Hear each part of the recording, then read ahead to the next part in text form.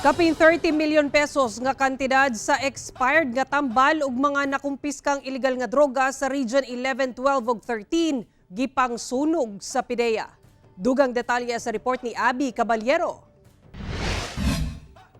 Gipailawom sa Philippine Drug Enforcement Agency sa thermal decomposition ang mga gi-turnover nga expired medicine sa mga pharmacy ug ospital ug mga illegal nga droga nga nakumpiska atol sa managlahing drug operation sa Region 11, 12 ug Region 13. Anaa matud pa sa 30.4 million pesos ang kantidad sa maong mga illegal nga droga.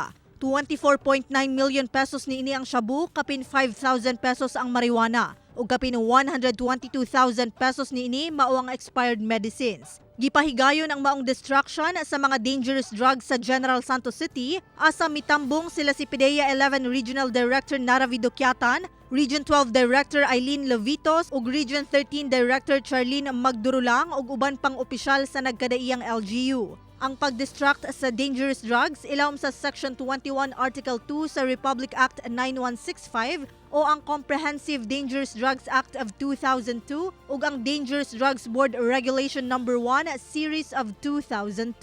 Ang aim din nito to remove the notion of the public that there is a recycling of illegal drugs. Kaya pinapresenta sa public, binibigyan natin yung information na ito para at least alam nila na wala talagang ganyong nangyayari. Ako si Abby Caballero para sa One Mindanao.